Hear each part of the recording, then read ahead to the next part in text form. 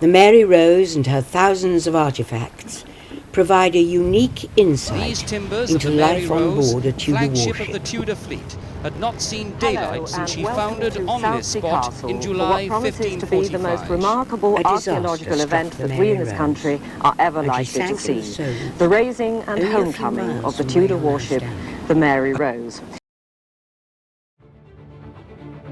For over 3 decades, she sailed with glory, a symbol of English naval strength. However, shadows of war loomed, threatening to engulf her in darkness. From the depths, the raising of the Mary Rose was a triumph of human ingenuity, a testament to desire and reclaiming the past. The Mary Rose is more than just a ship. She is a time capsule, a vessel carrying fears and dreams of an entire era. She reminds us that even in the darkest of times, the light of human spirit endures. The Mary Rose has risen from the depths, not just as a relic of the past, but as a beacon for the future.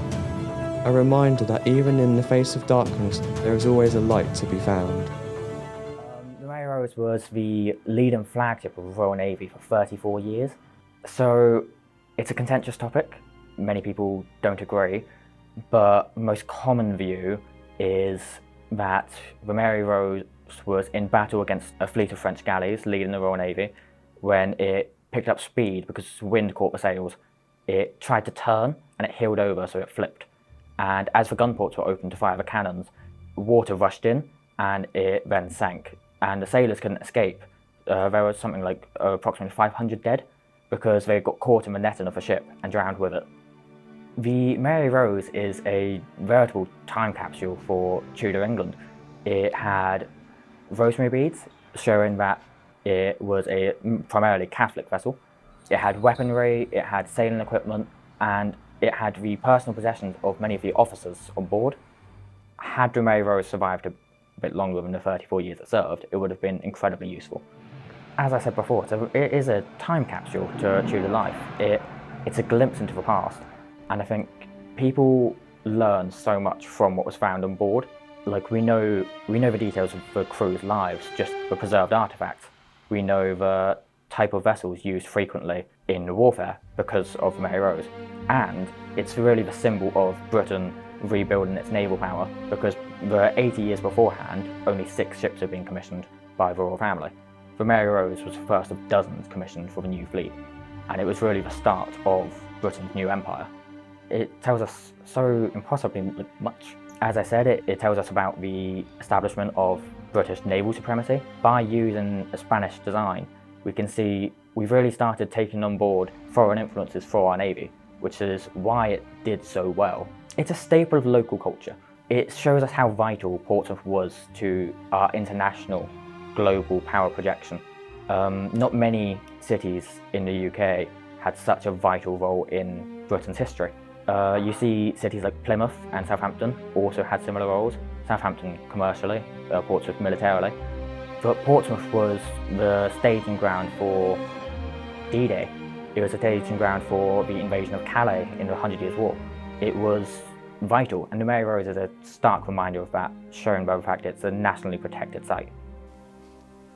The Mary Rose is a symbol of Portsmouth's influence and naval history, with many being taught about it in schools, often with visits to the museum, as a way to look back into the past and history of Tudor England through the lens of the ship and crew aboard.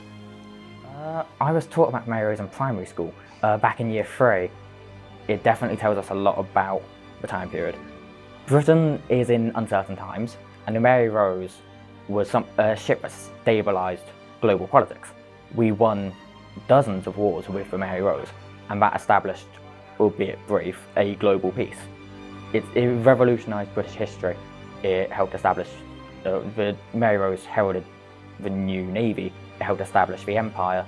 It changed British history forever, and it was King Henry VIII's first vessel among many, and he loved it. He watched it sink, and I think it's just a fascinating topic. The Mary Rose was personal to Henry VIII. He didn't commission the ship, Henry VII did, but Henry VII died before he even started construction. Henry VIII oversaw the construction, helped with the design plans. He watched it go to battle many times. He built Southsea Castle so he could stare at it, and then he watched it sink, and he was said to be devastated. He wept at the Mary Rose sinking. For such a powerful man, someone most historians would agree is a tyrant, he rarely showed such emotion, and the Mary Rose was clearly something very special to him, and arguably the monarchy, even today, they invested a lot of money in having it raised from the ocean. So where the Mary Rose was lost at sea for hundreds of years, from I want to say the 1540s up until the 1970s, it was in what's called an anoxic environment. It was exposed to dangerous chemicals in the Solent, which is the channel north of the Isle of Wight. Once it was raised, because it was in such an anoxic environment for so long, it meant when it was exposed to oxygen, the wood could be degraded and essentially it would shrink and then tear away. So to preserve Mary Rose, you either have to limit the amount of oxygen available to it, which means people wouldn't be able to see it, not up close, or find ways to preserve the wood without altering the original structure, which is incredibly difficult because you want to preserve the history, but you also want to keep it authentic. So to preserve the history permanently, you would just have to rebuild it, but then it's not the Mary Rose, it's a new ship. So what they eventually did is, it's a limited environment. There's not as much oxygen as there would be outside, but the ship it's hardly degrading. It is, but barely, because they've taken such good care of it. It is a piece of history. It's valuable, it's fascinating, and yeah, I think it's half a ship now, but you can still see so much. They have the artifacts on display that they pulled from it. You can definitely see from the wreckage the culture of the sailors. As I keep repeating, it is a time capsule of the Tudor times. I think it's a good step to have the museum. It's been a protected site since 1979. I think it's largely been forgotten. Same with Southsea Castle. It's hard to speak about Mary Rose without speaking about Southsea Castle, because both were built by King Henry VIII, both were loved by King Henry VIII. He watched the Mary Rose sink from Southsea Castle.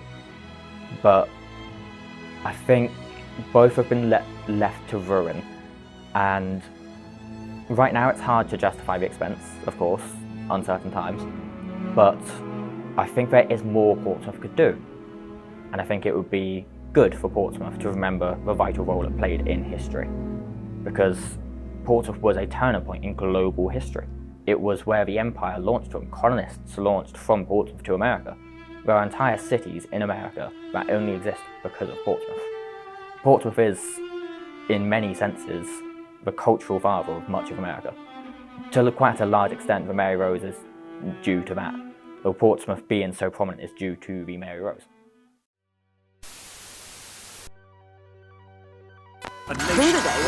When their world ended, our story began. She lay here, dwarfed by the technology that lifted her from the grave. So there we have it, the story of the Mary Rose, making a splash in the community of Portsmouth and the ripples it sent through England's history. This tragedy will remain deeply embedded into English culture, a story of how they brought light from the depths.